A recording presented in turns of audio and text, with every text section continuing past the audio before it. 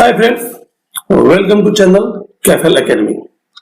दोस्तों, आज हम नाउन के बारे में कुछ और महत्वपूर्ण बातें बताने जा रहा हूं जो बहुत ही आवश्यक है, जो इंग्लिश सीखना चाहते हैं या इंग्लिश में कमांड रखना चाहते हैं। दोस्तों, नाउन कितने प्रकार के होते हैं और नाउन का क्या क्राइटेरिया है, क्या लक्षण है, वो सारा मैं बता चुका हूं पहले ही। इसकी क्लासिफिकेशन से लेके इसका यूज तक सारा कुछ बता चुका हूं, जिसका वीडियो ऑलरेडी अपलोडेड है। आज हम बताने जा रहे हैं कि कुछ नाउन का स्पेशल यूज होता है, कभी वो सिंगुलर बनता है, कभी वो प्लूरल बनता है, कभी सिर्फ सिंगुलर बनता है और कभी सिर्फ प्लूरल ही प्रयोग होता है, यानी उसके फॉर्म में हम चेंज नहीं कर सकते हैं। तो कुछ नाउन ऐसा होता है जो हमेशा काउंटेबल होता है, कुछ ऐसा होता है जो हमेशा अनकाउंटेबल होता है, अर्थात उसके पहले नाम ए लगा सकते हैं, ना ही उसको हम प्लूरल बना सकते हैं। और कुछ नाम ऐसा होता है जो हमेशा प्लूरल होता है, जिसके रूप में हम चेंज नहीं कर सकते हैं, यानी उसमें एस लगा हुआ है तो उस एस को हम नहीं हटा सकते हैं और ना ही उसके पीछे हम ए या वन का प्रयोग कर सकते हैं। तो इस तरह की बहुत सारी बातें जो बहुत ही इंपॉर्टेंट है नाउन के बारे में समझने के लिए, वो मैं आपको बताने जा रहा हूं। तो आइए इसे शुरू करते हैं। दोस्तों, कुछ नाउन ऐसे होते हैं जो हमेशा प्लूरल होते हैं, यानी उसका प्रयोग हमेशा प्लूरल फॉर्म में ही किया जाता है। उसके रूप में, यानी उसमें जो लगा हुआ एस है उसको हम कभी नहीं हटाएंगे। अगर उसमें लगे हुए एस को हम हटाते हैं, यानी उसे प्लूरल फॉर्म को चेंज करते हैं, तो उस वर्ड का मीनिंग कुछ होगा ही नहीं, या कुछ होगा भी तो डिफरेंट हो जाएगा। यानी जिस अर्थ में हम आपको बताने जा रहे हैं उस अर्थ में उसका प्रयोग नहीं होता है। उस अर्थ में प्रयोग करने के लिए जो इसमें लगा हुआ एस और एस है वो हमेशा साथ रहेगा। तो आइए, ये नाम कौन कौन से हैं और उसका क्या अर्थ है, उस सारा डिस्क्रिप्शन अभी आपको बताने जा रहे हैं। तो please listen and watch it carefully, not to make mistake in examination और anywhere whenever you start speaking और when you start to appear to examination. कभी भी आप गलत नहीं करें, ताकि नाउन का प्रॉपर यूज जाने और उसका अर्थ जाने कि किस अर्थ में इसका हम प्रयोग करते हैं। अगर इसके फॉर्म में अगर हम चेंज करते हैं तो इसका अर्थ बदल जाएगा, गलत हो जाएगा। तो फिलहाल हम स्टार्ट करते हैं कि कुछ नाउन जिसका प्रयोग हमेशा प्लूरल में होता है। ये देखिए, some nouns are always used in plural number which are the following, यानी इसके रूप में हम चेंज नहीं करेंगे, इसका प्रयोग हमेशा प्लूरल में ही होता है। अगर सब्जेक्ट रहेगा किसी वक्त का तो इसके साथ हमेशा प्लूरल वर्ब का प्रयोग किया जाएगा। वे नाउन कौन कौन से हैं, आइए देखते हैं। दोस्तों, एरियर, इसका अर्थ होता है बकाया। इस केस में इसे हम हमेशा एरियर्स कहेंगे। यहां जो एस लगा हुआ है उच्चारण में इसको कभी कभी जॉब बोलते हैं, एरियर्स बोलते हैं, लेकिन इसमें लगा हुआ एस को हम कभी नहीं हटाएंगे। अगर इसमें लगा हुआ एस को हटा देंगे, यानी एरियर बोलेंगे, तो इसका अर्थ कुछ नहीं होगा, होगा तो इसका अर्थ बदल जाएगा। बकाया किसमें नहीं, हम बोलते हैं ना इतना उसका बकाया है, एरियर्स है, तो एरियर्स कहेंगे, एरियर नहीं, एरियर्स। हमेशा हमेशा इसमें एस लगा रहेगा। अगर इसमें से एस हटाएंगे तो गलत हो जाएगा। उसी प्रकार एनल, फ्रेंड्स, ये बहुत ही इंपोर्टेंट वर्ड है जिसे बहुत कम लोग जानते हैं। एनल मतलब होता है किसी घटना या किसी एक्टिविटी का रिकॉर्ड, जो जैसे मान ली हिस्ट्री है, इसमें क्या है, जो हिस्टोरिकल इवेंट है उसका रिकॉर्ड हो। उसी तरह एनल होता है जो किसी घटना या किसी क्रियाकलाप का जो क्रोनोलॉजिकल ऑर्डर में रिकॉर्ड रखा जाता है, दैट इज कॉल्ड एनल्स। हम इन शब्दों का सेंटेंस में भी प्रयोग करके एग्जाम्पल के साथ बताएंगे। पहले हम उस नाम के बारे में बता रहे हैं जो हमेशा प्लूरल में प्रयोग होता है, तो उसका मीनिंग और उसका क्या अर्थ होता है वो सब बताने के बाद उसका एग्जाम्पल में हम बताएंगे कि इसका प्रयोग किस तरह से वाक्य में होता है। ठीक है, अब आगे देखते हैं। ऑस्पिशियस, फ्रेंड्स, ऑस्पिशियस मतलब होता है संरक्षण, मतलब उसके देखरेख में, उसके गाइडेंस में। तो ऑस्पिशियस मतलब होता है संरक्षण। अगर हम इसमें से एस हटा देंगे और स्पेस कर देंगे तो वर्ड गलत हो जाएगा, ये वर्ड होता ही नहीं है। ठीक है, उसी तरह आर्म्स, इसका मतलब होता है भिक्षा, भीख, हमेशा इसमें एस लगा रहेगा, एस हटाएंगे तो वर्ड गलत हो जाएगा, आर्म होता ही नहीं है। ठीक है, हमेशा आर्म्स होता है। अब देखिए फ्रेंड्स, ये बहुत ही अच्छा वर्ड है एसेज, ASHES।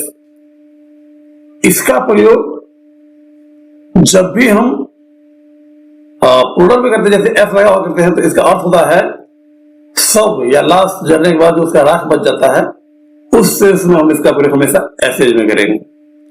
ध्यान रहे, ASHE विदाउट एस जब इसका हम प्रयोग करेंगे तो उसका अर्थ काउंटेबल और अनकाउंटेबल दोनों में होता है।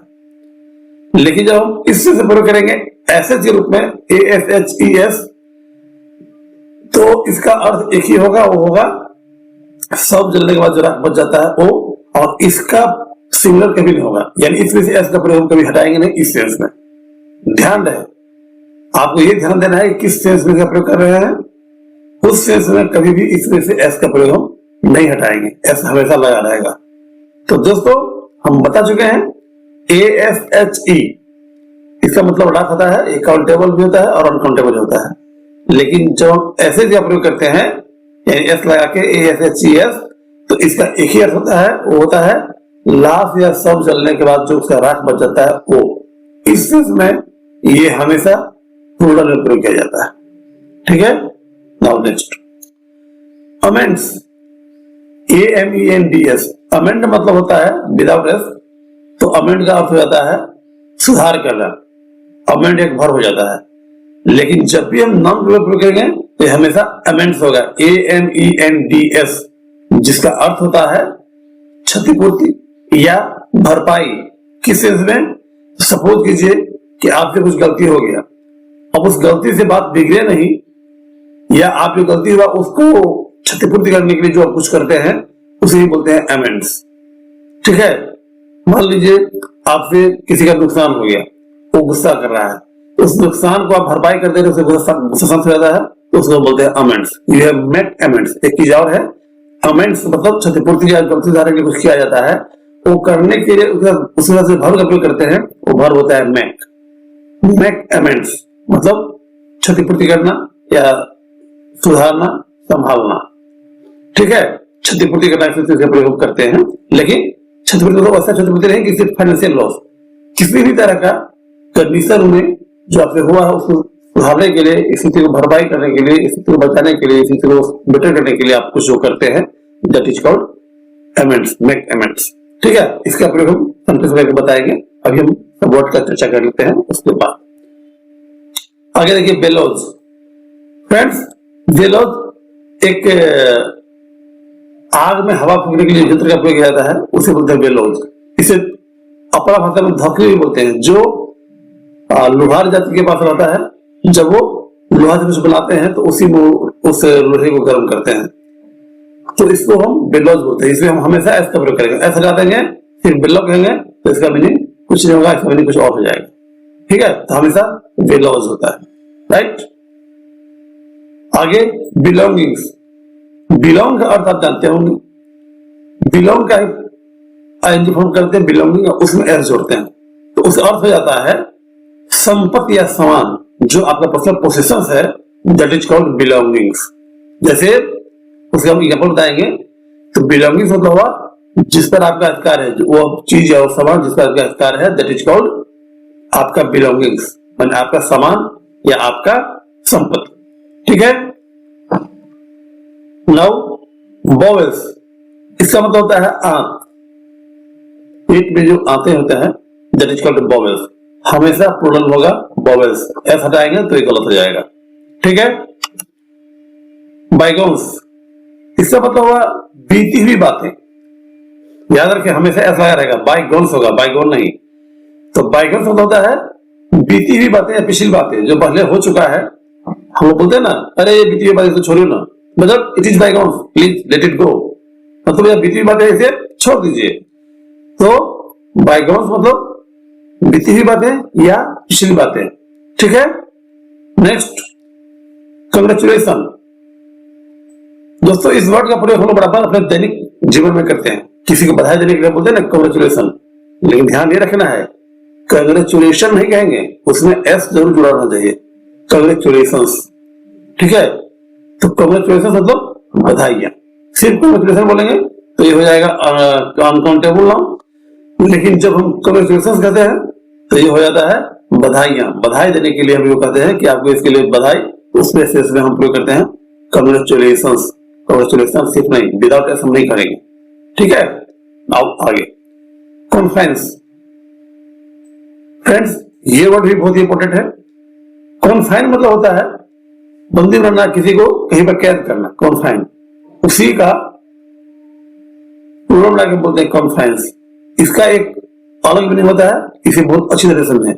कॉन्फाइंस मतलब होता है सीमा, लिमिट या बॉर्डर, मतलब किसी चीज का सीमा होता है, किसी चीज का क्षमता होता है, उसी को बोलते हैं कॉन्फाइंस। ठीक है, जैसे किसी को अपना एक सीमा होता है, किसी चीज का एक सीमा होता है, तो there should be confines of everything. ठीक है, तो इस चीज का प्रयोग करते हैं और इसका हम प्रयोग बताएंगे सेंटेंस में प्रयोग करके आगे। अभी अभी यानी कॉन्फाइंस मतलब सीमा, सरहद, लिमिट, इस तरीके से हम प्रयोग करते हैं। कॉन्फाइंस हमेशा एस लगा रहेगा, इसे ध्यान रखना है। डूइंग, डूइंग मतलब होता है करनी या कार्य, जो आप करते हैं दैट इज कॉल्ड डूइंग। जो आप करते हैं the thing which you do, वो चीज जो आप करते हैं उसको बोलते हैं डूइंग। तो हमेशा इसमें एस लगा रहेगा, डूइंग। ठीक है, उसी तरह ड्यूज। फ्रेंड्स ड्यूज मतलब आप लोग समझते होंगे, ड्यूज का अर्थ बोलता है बकाया। यस, बकाया तो होता है, लेकिन किस सेंस में? इस सेंस में कि अब किसी को जो आप रेगुलर पेमेंट करते हैं और वो आपको उसे नहीं दिए हैं तो उसको बोलते हैं ड्यूज, यानी रेगुलर पेमेंट जो बाकी है उसको बोलते हैं ड्यूज। तो ड्यूज मतलब होता है जो आप रेगुलरली पेमेंट करते हैं, वो जो बाकिया पड़ जाता है तो हम उसे बोलते हैं ड्यूज, मतलब बकाया पेमेंट कर सकते हैं आप। तो इस चीज से हमेशा ड्यू में एस लगा के ड्यूज बोलेंगे, अगर ड्यू बोलेंगे तो गलत हो जाएगा। ओके, आगे है ड्रॉवर, DRAWER। फ्रेंड्स अगर इसमें एस हटा देंगे, ड्रॉवर करेंगे तो उसका अर्थ होता है कुछ सामान रखने के लिए जो रेक होता है उसको बोलते हैं ड्रॉवर। लेकिन जब ड्रॉवर्स करते हैं तो इसका मीनिंग होता है अंडरगारमेंट ऑफ गर्ल्स और वोमेन, यानी अंडरवियर, खासकर औरतों का। उसके लिए हम हमेशा ड्रॉवर्स का प्रयोग करेंगे। अगर इसमें हम एस का प्रयोग हटाते हैं तो गलत हो जाएगा। क्या हो जाएगा? ड्रॉवर्स, ड्रॉवर्स या ड्रॉवर्स। ठीक है, तो इसे याद रखें। इसमें एस हटाएंगे तो इसका मीनिंग बदल जाएगा। एस लगा रहेगा तो इसका अर्थ होगा जो भी हम आपको बताए, अंडरवियर एस्पेशली फॉर गर्ल्स और वोमेन। राइट, नाउ नेक्स्ट इन्विरल्स। रिमेंबर इन्विरल्स मतलब होता है किसी स्थान या जगह के आसपास का क्षेत्र, यानी वो स्थान के साथ साथ उसके आसपास का क्षेत्र को बोलते हैं इन्विरल्स। जैसे बोलते हैं ना वहां के एनवायरमेंट, एनवायरमेंट नहीं बोल के बोलेंगे इन्विरल्स। ठीक है, किसी स्थान या जगह के आसपास का जो क्षेत्र होता है उसे बोलते हैं इन्विरल्स। ठीक है, अर्निंग्स। दोस्तों जब आमदनी या कमाई के बारे में चर्चा करेंगे तो हमेशा अर्निंग्स बोलेंगे, उसमें से एस हटाएंगे नहीं, ये नहीं बोलेंगे अर्निंग। उसे अर्निंग कितना है? अर्निंग्स, आमदनी से प्रयोग करते हैं तो हमेशा अर्निंग्स होता है। जैसे इस कंपनी का अर्निंग्स, इस कंपनी का अर्निंग कहेंगे तो गलत हो जाएगा, कहना रहेगा इस कंपनी का अर्निंग्स कितना है। हमेशा प्लूरल होता है जब उसका प्रयोग इनकम के सेंस में हो या अर्निंग के सेंस में, कमाई के सेंस में हो। तो कमाई या आमदनी के सेंस में जब भी प्रयोग करेंगे तो ये हो जाएगा अर्निंग्स। ठीक है, एस लगा रहेगा, इसमें एस हम नहीं हटाएंगे। Next fetters. दोस्तों ये नया वर्ड होगा आप लोगों के लिए। इसका मतलब होता है पांव में लगी बेरी। इसका भावार्थक पर भी होता है, जैसे मान लीजिए आपको कुछ काम करने के लिए या कुछ स्टेप उठाने के लिए आपका फैमिली बंधन है या और सारा बंधन है, उसको भी हम बोलते हैं फेटर्स, सोशल फेटर्स या फैमिली फेटर्स। लेकिन फेटर्स का शाब्दिक अर्थ होता है बेरी, पांव में लगी बेरी जंजीर होता है, that is called fetters, FETTERS। इसमें से एस का प्रयोग हम हमेशा रखेंगे, हटाएंगे नहीं। अगर फेटरल कहेंगे तो गलत हो जाएगा, हमेशा फेटरल। ठीक है, एस लगा के। नप्सल्स, फ्रेंड्स, नप्सल NUPTIAL, नप्सल मतलब होता है जोड़ा, कपल कह सकते हैं। लेकिन जब नप्सल्स का प्रयोग करेंगे इसमें एस लगा के, तो इसका अर्थ होता है मैरिज, यानी शादियां। शादी का जो इकट्ठा करता है, शादी जो होता है उसको हम बोल सकते हैं नप्सल्स। ठीक है, वेडिंग, वेडिंग मतलब शादी, शादी का समापन होता है, शादी का जो कार्यक्रम होता है दैट इज कॉल्ड नप्सल्स ऑल्सो। ठीक है, जैसे आज मेरे घर में 5 शादी है, तो there are 5 nuptials in my village. तो नप्सल्स मतलब एक्ट ऑफ वेडिंग, राइट। हमेशा इसमें एस का प्रयोग करेंगे, इसे ध्यान रखिएगा।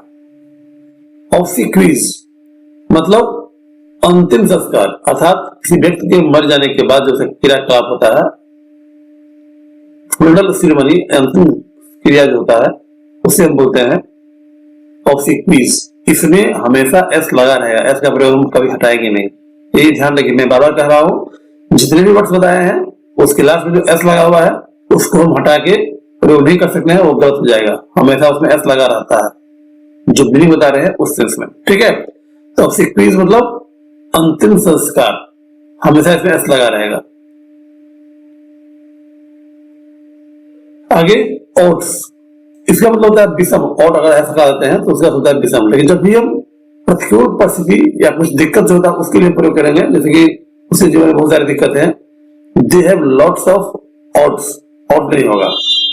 तो प्रतिकूल परिस्थिति या दिक्कत के सेंस में हम हमेशा प्रयोग करेंगे तो ऑड्स होगा, ऑड नहीं, हमेशा इसमें एस लगा रहेगा। उसी तरह आउटस्कर्ट्स, इसमें एस लगा हुआ है, इस एस को हम नहीं हटाएंगे। आउटस्कर्ट्स मतलब होता है सीमा, सरहद, किसी देश का या किसी शहर का जो लास्ट पॉइंट होता है, जो लास्ट बाउंड्री होता है, दैट इज कॉल्ड सीमा या शहर, उसको बोलते हैं आउटस्कर्ट्स। ठीक है, बहुत ही इंपोर्टेंट वर्ड है, याद रखिए। नेक्स्ट, प्रीमाइजेस, दोस्तों इसे हम बोलते हैं अहाता। इसका अर्थ क्या होता है कि जो बिल्डिंग और उसके साथ जो लगा हुआ जमीन खाली, दैट इज कॉल्ड प्रीमाइजेस। इसका प्रयोग बहुत तरह से होता है और हम आपको यूज बताएंगे। तो उस बिल्डिंग से उस जमीन का जो खुला हुआ भाग है उस सब को हम बोलते हैं अहाता।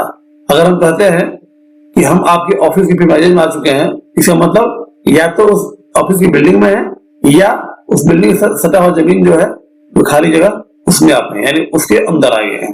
ठीक है, प्रीमाइजेस, इसमें एस का प्रयोग हम हमेशा रखेंगे, याद रखिए। प्रीमाइज कहेंगे, PREMISE कहेंगे तो इसका अर्थ कुछ बदल जाएगा। लेकिन जब हम उसके आसपास के क्षेत्र के बारे में बात कर रहे हैं बिल्डिंग सहित, तो हमेशा होता है प्रीमाइजेस, उसमें हम एस का प्रयोग कभी हटाएंगे नहीं। इसका अर्थ हो जाता है मकान और जमीन जो किसी संस्थान, दुकान, रेस्टोरेंट आदि किसी का भी प्रयोग जाता है, उस सभी के लिए मकान उसका और उसके साथ जो लगा हुआ जमीन है उस सब को मिला के बोलते हैं प्रीमाइजेस। ठीक, नाउ प्रोसीडिंग्स, प्रोसीडिंग मतलब है कार्यवाही, कोई भी एक्शन लिया जाता है, जैसे मीटिंग हुआ, मीटिंग में जो भी कार्यक्रम का जो भी बात बोला गया उसको ऑन रिकॉर्ड लिखा जाता है, उसे बोलते हैं मीटिंग की कार्यवाही को प्रोसीडिंग। ठीक है, यानी ऑफिशियल रिकॉर्ड ऑफ मीटिंग या कार्यवाही। ठीक है, उसे बोलते हैं प्रोसीडिंग्स, हमेशा एस लगा रहेगा, इसे ध्यान रखिए। उसी तरह प्रोसीड्स, जब आमदनी, इनकम के सेंस में प्रयोग करेंगे तो हमेशा प्रोसीड्स होता है, एस लगा रहेगा। जो हमको कुछ करने या कुछ बेचने से जो लाभ होता है उस लाभ के लिए इसका प्रयोग करते हैं। जैसे मान लीजिए आप कोई जमीन बेचते हैं तो उससे जो होने वाला इनकम हुआ या पैसा हुआ, आमदनी हुआ, उसे हम बोल सकते हैं प्रोफिट्स। यानी कुछ करने से जो आपको इनकम होता है या कुछ बेचने से आपको इनकम होता है, उस सभी को हम बोलते हैं प्रोफिट्स। हम कह सकते हैं कि इस बिजनेस का प्रॉफिट कितना होगा मंथली, अर्थात इस बिजनेस से होने वाले आमदनी कितना होगा, आप ये पूछना चाह रहे हैं। तो उस चीज में हमेशा प्रोफिट्स होगा, इसलिए एस लगा हुआ है, उसको हम कभी हटाएंगे नहीं, हमेशा प्रोफिट्स। ठीक दोस्तों, रिमेन्स, इसका प्रयोग बहुत करता है और इसका 2 मीनिंग होता है, बहुत इंपोर्टेंट, इसे याद रखिए। रिमेन्स मतलब होता है बचा हुआ भाग, जो बर्बाद हो गया या चला गया उसके बाद जो बचा हुआ चीज है उसको बोलते हैं रिमेन्स। ठीक है, और एक और मीनिंग होता है इसका, मरे हुए आदमी का शरीर, उसके लिए भी हम रिमेन्स का प्रयोग करते हैं। Yes, human remains should be buried hardly, मतलब मरे हुए आदमी का शरीर जल्दी से दफनाया जाना चाहिए, इस तरह का प्रयोग करते हैं। तो रिमेन्स का दो अर्थ हुआ, एक बचा हुआ भाग किसी चीज का, जो चीज चला गया हो या नाश हो गया हो या नहीं हो, उसका जो बच गया भाग, उसके लिए भी रिमेन्स का प्रयोग करते हैं। और जो ह्यूमन बॉडी जो डेथ कर गया है, उसके शरीर को भी हम रिमेन्स कहते हैं। इस चीज में हमेशा रिमेन्स होगा, एस लगा रहेगा, ये ध्यान रखिए। ठीक, आगे देखिए रिचेज। दोस्तों रिचेज मतलब होता है संपत्ति। यह किस चीज से प्रयोग होता है उसे देखिए।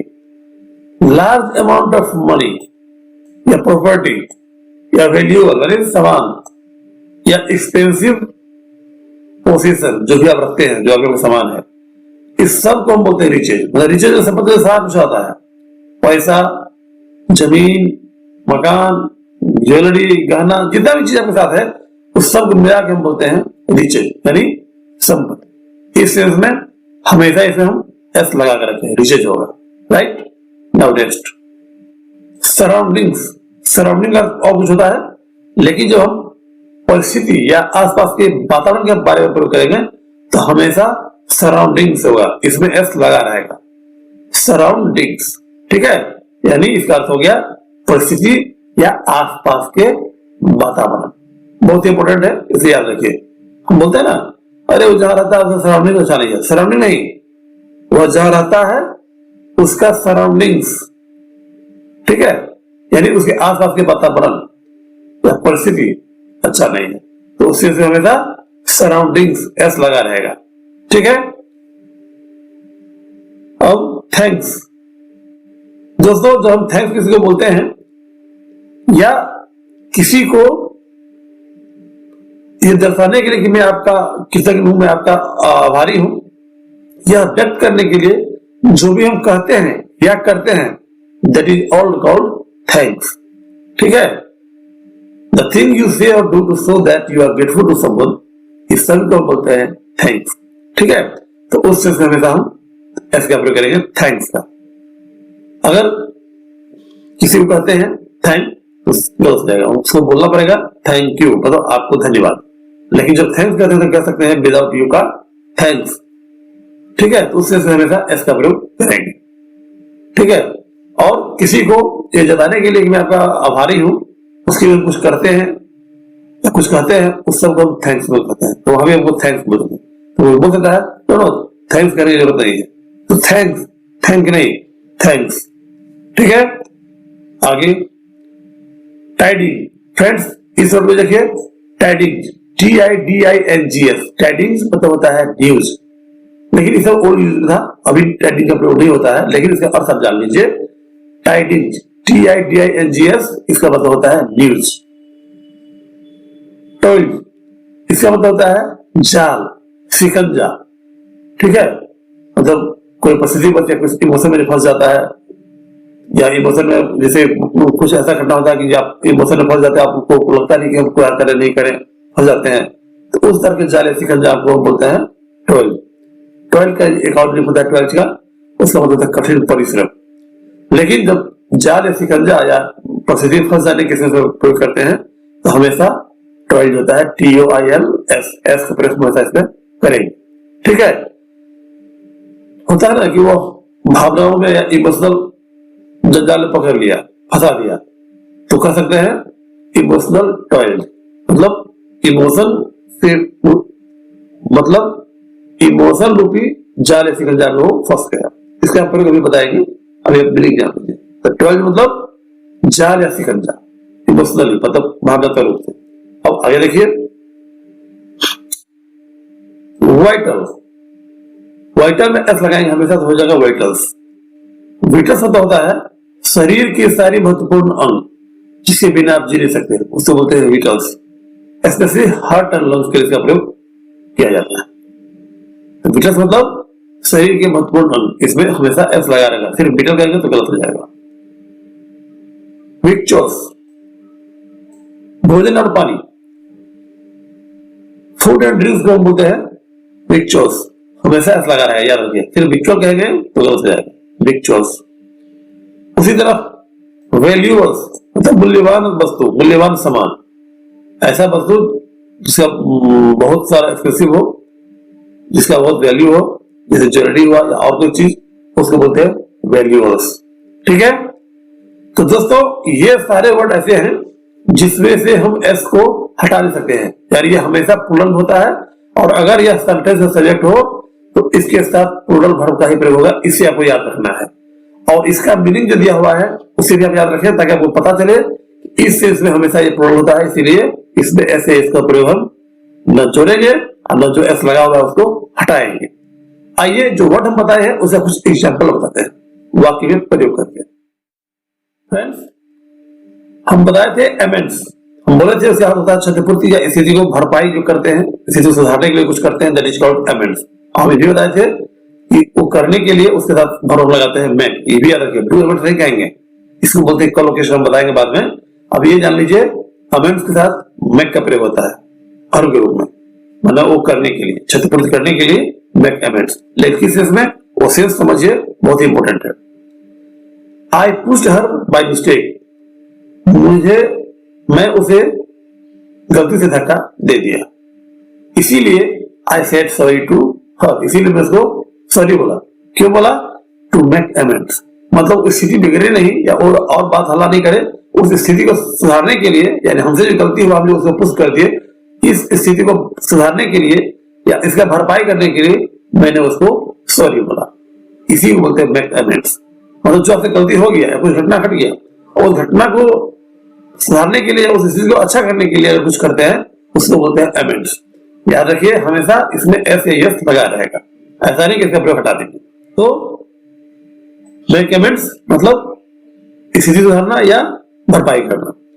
Next, a relief project was set up under the auspices of Indian government. देखिए relief project was set up मतलब सहायता के लिए जो प्रोजेक्ट होता है वो गठन किया गया अंडर द ऑस्पिसेज। तो हम क्या बताए थे, ऑस्पिसेज मतलब संरक्षण, संरक्षण।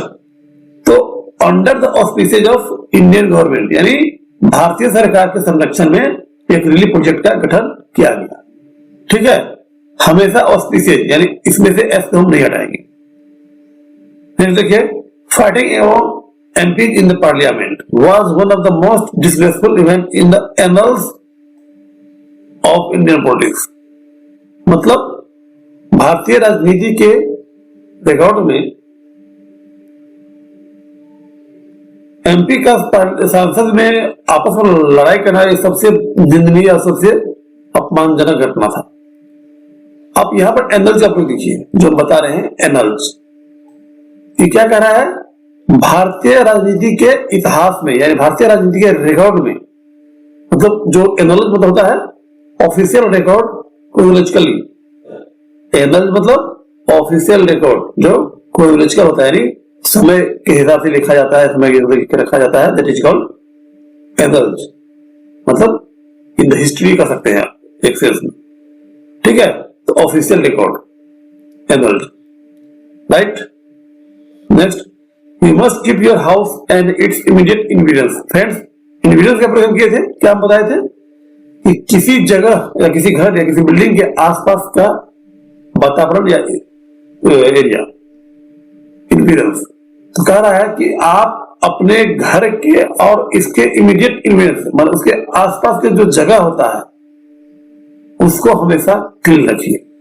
ठीक है, You must keep your house and it's immediate influence मतलब इसके साथ जो लगा हुआ वातावरण या जगह है, आपके घर के आसपास की जो जगह है उससे भी आप साफ रखें। इन्फ्लुएंस मतलब आसपास की जगह या वातावरण, ठीक है, उसे क्लीन रखिए। तो हमेशा इसमें एस का प्रयोग रहेगा, ये ध्यान रखिए। नेक्स्ट देखिए, बैंक प्रीमाइजेज हम बताए थे, प्रीमाइजेज मतलब होता है वो बिल्डिंग, और बिल्डिंग होता है जमीन जो लगा रहता है खाली, उसको भी बोलते हैं प्रीमाइजेज। बैंक प्रीमाइजेज मतलब ऐसा बिल्डिंग जहां बैंक हो और उसका जगह है उसको हम बोलते हैं बैंक प्रीमाइजेज। तो लिखा हुआ है, bank premises are badly damaged by yesterday's bomb. कल के बॉम्ब से बैंक प्रीमाइजेज यानी बैंक का बिल्डिंग और उसके आसपास जगह बुरी तरह डैमेज हो गया, बुरी तरह नुकसान हो गया, टूट गया। तो एक चीज आप यहां गौर कीजिए, हम बताए थे इस चीज से हमेशा एस का प्रयोग करते हैं, इसीलिए ये हमेशा प्लूरल होता है। तो यहाँ पर आर का प्रयोग बिल्कुल सही है, यहाँ पर इस का प्रयोग होता तो गलत हो जाता। ठीक है, उसी होता है बिजनेस प्रीमाइजेस या शॉप प्रीमाइजेस या स्कूल प्रीमाइजेस। इसका मतलब यह हुआ कि स्कूल के साथ साथ स्कूल से लगे ग्राउंड या एरिया जो बचा है वो सभी को बोलते हैं उसका प्रीमाइजेस। ठीक है, मतलब ये हुआ you can not inter school premises, मतलब स्कूल का जो जमीन है और स्कूल का बिल्डिंग है उसमें आप अंदर नहीं जा सकते। तो इसीलिए आप प्रीमाइजेस का समझ गए होंगे। प्रीमाइजेस मतलब बिल्डिंग, उसके साथ साथ उसके लगे हुए जमीन, that is all called premises. इसमें से हम एस का प्रयोग हटाएंगे तो गलत जाएगा, हमेशा इसमें एस लगा रहेगा। ठीक है, now next. Okay guys, next example is that he ate the remains. गौर कीजिए, रिमेन्स ऑफ कैसरोल, यानी कैसरोल जो कोई खा गया हो या कोई खराब हो गया होगा उससे जो बचा हुआ भाग है उसको बोलते हैं रिमेन्स। मैंने उससे जो बचा हुआ भाग था उसको भी वह खा गया। He ate the remains of casserole, casserole का बचा हुआ भाग वो खा लिया। ठीक है, तो हम रिमेन्स का दो भी बताए थे, एक किसी चीज का बचा हुआ भाग, दूसरा था कि मरे हुए व्यक्ति का शरीर। आगे देखिए इसमें प्रयोग किया हुआ है the remains of his friend, मतलब उसके दोस्त का शरीर, विद शरीर, वेयर बरीड इन दिल्ली। आप इस बात पर गौर कीजिए, रिमेन्स चूंकि प्लूरल होता है इसीलिए यहां वेयर का प्रयोग किया गया है। ध्यान हमेशा यहां पर रखना है, रिमेन्स का अर्थ मरे हुए शरीर या विद शरीर के ऊपर करेंगे तो ये हमेशा प्लूरल होगा, remains. Right, next. He got up and left the meeting without a word of thanks. यहाँ यह कहा जा रहा है कि वह उठा और मीटिंग छोड़ के चला गया without a word of thanks, माने बिना थैंक्स या बिना ग्रेटफुल जताए हुए बोले हुए। थैंक्स मतलब किसी को आभारी बताने के लिए जो कहते हैं या करते हैं उसे बोलते हैं थैंक्स। तो उससे हमेशा हम वो ऐसा प्रयोग करेंगे, थैंक्स होगा, सिर्फ थैंक नहीं। ठीक है, टाइडिंग्स बताए थे, न्यूज, गुड टाइडिंग्स या ग्लैड टाइडिंग्स, मतलब गुड न्यूज या ग्लैड न्यूज, मतलब अच्छा न्यूज या खुशी देने वाले न्यूज, उसको हम टाइडिंग्स बोलते हैं। इसीलिए गुड टाइडिंग्स या glad tidings. Next, Sita had stayed within the conference. हम बताए थे कॉन्फ्रेंस मतलब होता है सीमा, लिमिटेशन। अब क्या कर रहा है, Sita had stayed within the conference of line drawn by Lakshman. अगर सीता लक्ष्मण द्वारा खींचे गए लाइन के अंदर होता, उसके लिमिटेशन में होता, तो रावण उसको किडनैप नहीं कर पाता, रावण वुड नॉट हैव एब्डक्टेड हर। दोस्तों, कॉन्फ्रेंस के साथ प्रयोग होता है with in the conference of या बियॉन्ड द कॉन्फ्रेंस ऑफ, मतलब आपकी सीमा या क्षमता के अंदर या सीमा या क्षमता के बाहर। ठीक है, तो यहां वही है कि अगर Sita had stayed within the conference of line, जो लाइन ड्रॉ किया गया लक्ष्मण द्वारा उसके अंदर रहता सीता, तो उसे रावण किडनैप नहीं करता। ठीक है, तो कॉन्फ्रेंस मतलब सीमा, बंदिश, बाउंड्री, इस तरह से विद इन और beyond the conference of something. अब इसका एक और प्रयोग देख लीजिए कॉन्फ्रेंस का, this matter is beyond the conference of your thought. यह बात जो है आपके सोच के सीमा से बाहर का है, यानी आप उसके बारे में सोच भी नहीं सकते हैं। उस विषय पर करते हैं beyond the conference of your thought, माने आपके सोचने का जो क्षमता है उसका जो सीमा है उससे बाहर की मैटर है, इसीलिए आप इसे समझ नहीं सकते हैं। कहने का क्या होगा, तो कॉन्फ्रेंस का प्रयोग उससे होता है, लिमिट या बाउंड्री, सीमा या क्षमता, उसके अंदर या बाहर, अंदर के लिए with in the conference of और बाहर के लिए बियॉन्ड द कॉन्फ्रेंस ऑफ। ये बहुत इंपोर्टेंट है, याद रखिए। All the union members have already paid their dues. यहां पर देखिए ड्यूज का प्रयोग किए हैं, हम बताएं ड्यूज तो क्या होता है कि जो पेमेंट आप रेगुलरली करते हैं वो अगर बाकी रह गया है, नहीं किए हैं, तो उसको हम बोलते हैं ड्यूज। तो उससे हमेशा DUES होगा। तो ये यूनियन का मेंबर है, हम बताए थे कि मेंबर या क्लब का मेंबर या किसी संस्था का मेंबर है और आप रेगुलरली पेमेंट करते हैं जो आप नहीं कर पाए हैं, तो उसको बोलते हैं ड्यूज, हमेशा यस लगा रहेगा। तो इस वाक्य से यही पता चलता है कि उस यूनियन के मेंबर का जो पेमेंट बाकी था देना वो ऑलरेडी पेड कर चुके हैं, यानी ड्यूज पेड कर चुके हैं। तो बकाया भुगतान के लिए हम करते हैं ड्यूज, हमेशा DUES करके। ठीक, नाउ नेक्स्ट, तो if you are caught in the trawl of unpleasant feeling और सिचुएशन, मतलब अगर आप बुरे भावना, बुरे इमोशन या बुरे सिचुएशन के जाल में या शिकंजा में फंस जाते हैं, इसका मतलब है कि यू आर ट्रैप्ड, मतलब आप उसी में जाल में या उसमें फंस गए, ये कहना है मतलब। तो ट्रॉल ऑफ अनप्लेजेंट फीलिंग या सिचुएशन मतलब बुरे या विकट सिचुएशन में या विकट फीलिंग में फंस जाना। ठीक है, तो परिस्थिति और भावना के जाल या शिकंजा, इन the trawl of unpleasant feeling और सिचुएशन मतलब बुरे या विकट स्थिति या भावनाओं के जाल या शिकंजा में पकड़ा जाना, इसका मतलब यू आर ट्रैप, मतलब आप उसमें फंस गए हैं। तो दोस्तों आज के लिए इतना ही।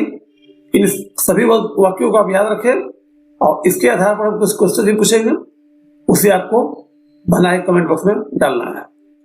दोस्तों ये 5 वाक्य दिए हुए हैं जिसे आपको सही करना है और उसका मीनिंग हिंदी में लिखना है। पहला है his earning from business is high. दूसरा है remains of his brother has become stiff. Third है his failure is not a good tidings. 4 है we should be very careful for our vitals। 5 है they don't need to care for victuals। दोस्तों इसे आप हिंदी में करके और इसमें जो एरर है उसे बता के आप कमेंट बॉक्स में लिख सकते हैं। Thank you. ठीक है दोस्तों, नेक्स्ट वीडियो में फिर कुछ नए पॉइंट के साथ फिर से आऊंगा, तब तक के लिए बाय बाय।